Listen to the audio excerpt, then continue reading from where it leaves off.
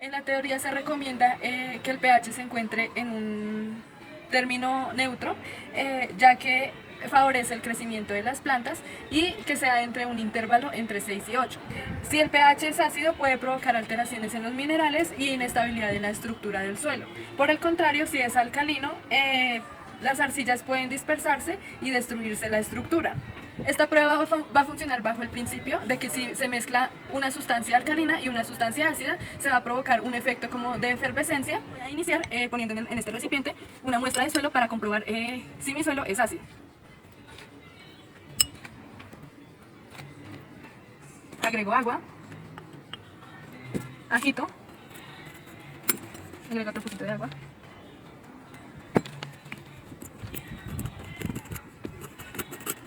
Y agrego bicarbonato.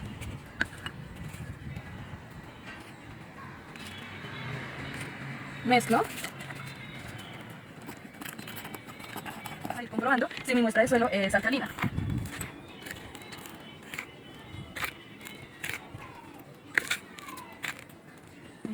Agrego agua. Agito.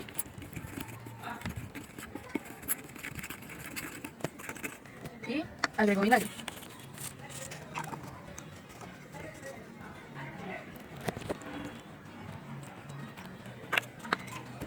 En el caso de que la muestra no reaccione con ninguno de las dos sustancias, esto nos indicaría que la muestra de suelo es neutra.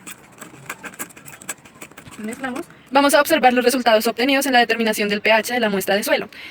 Por este lado tenemos la muestra a la que le agregué vinagre. Como vemos, no se obtuvo alguna reacción. En el caso de haberla obtenido, nos indicaría que el suelo es de carácter alcalino. Entonces, como no hubo alguna reacción, vamos a descartar este. Por este lado, observamos la muestra a la que le agregué bicarbonato sódico, el cual al reaccionar nos indicaría que el suelo es de carácter ácido. Como vemos, sí hubo una reacción tipo efervescencia y también se aumentó el volumen de la muestra de suelo, lo que nos indicaría que se trata de un suelo ácido. Esta textura se puede estimar teniendo en cuenta la plasticidad, ya que esta propiedad varía dependiendo del contenido de partículas finas que haya en el suelo. Entonces, para esta prueba simplemente voy a necesitar mi muestra de suelo y agua. La finalidad de la muestra es poder realizar unos cilindros amasándolos.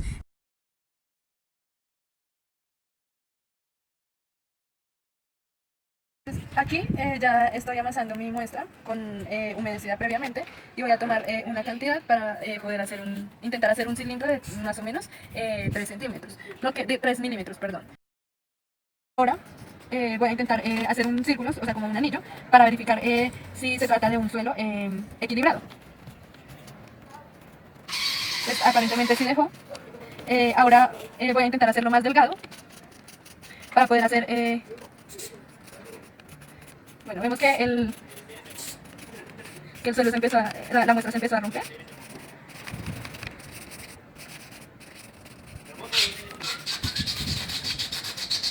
No, se rompió.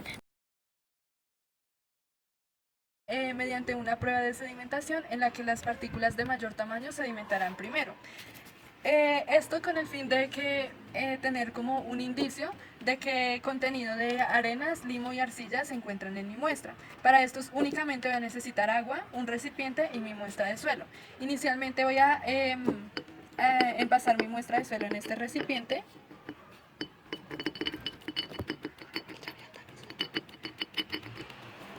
El cual había tamizado previamente. Le voy a agregar agua hasta llenar el recipiente.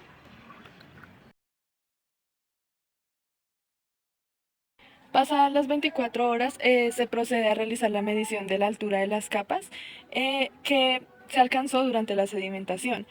En la cámara no se logra ver muy bien, pero la línea de las arenas llega hasta aquí. La capa de limo, que es la central, llega hasta aquí. Y la capa superior, que corresponde a las arcillas, llega hasta aquí. Acá se puede ver material flotante sobre las arcillas y acá en la parte superior del recipiente lo que indica presencia de materia orgánica. Al igual la turbidez que se logra ver en el agua En el agua nos podría indicar más o menos la cantidad de nutrientes.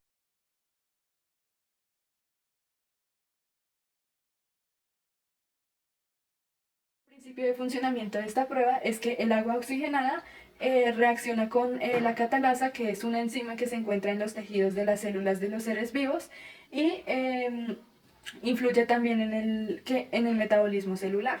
Entonces, básicamente lo que se va a hacer es un reconocimiento de esta enzima que nos indicará la presencia de la materia orgánica y finalmente lograr calcular la cantidad exacta. Entonces,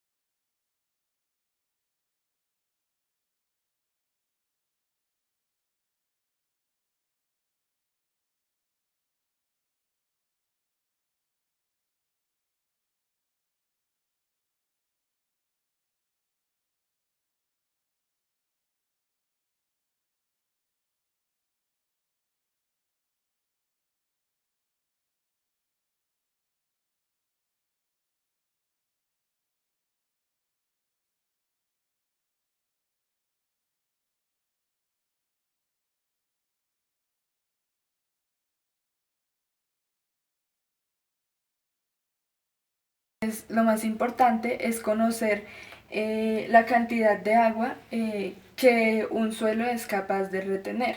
Entonces, para esto la prueba va a funcionar bajo el principio de evaporación, mientras que voy realizando la medición de pérdida de peso a lo largo del proceso.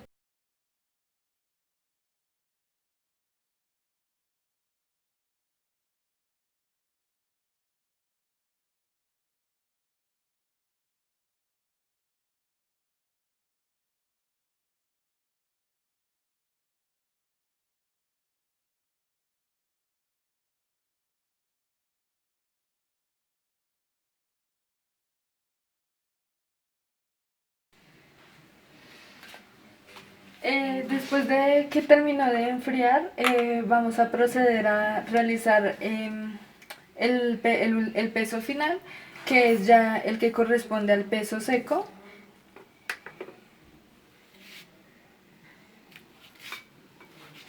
Entonces aquí vemos que se obtuvo un peso final de 32 gramos.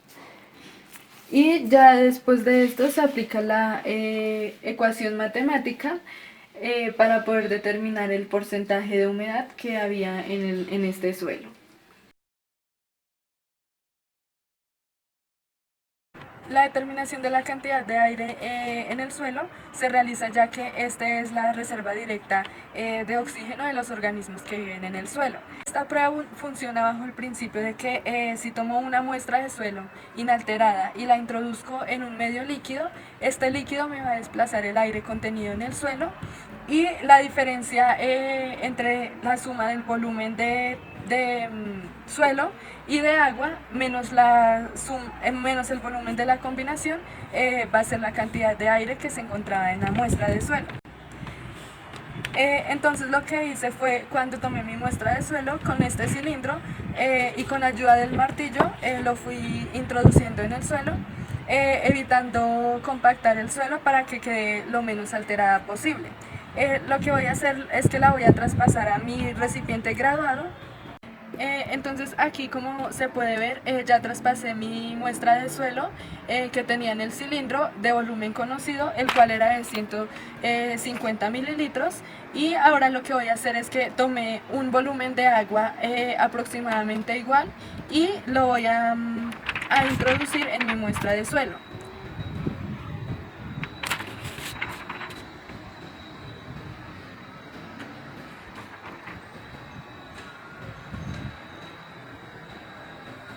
Entonces, como decía, Acá se logra ver un burbujeo. Como decía, en el volumen esperado es que fuera la suma del volumen de agua más el volumen de muestra, que como eran los dos de 150, se supone que debería dar un volumen total de 300 mililitros. Como podemos ver, aquí ya finalizó el burbujeo, que es cuando el aire que ocupaba los poros del suelo es liberado y esos espacios pasan a ser ocupados por el agua y vemos que se alcanzó un volumen final de 183 mililitros aproximadamente.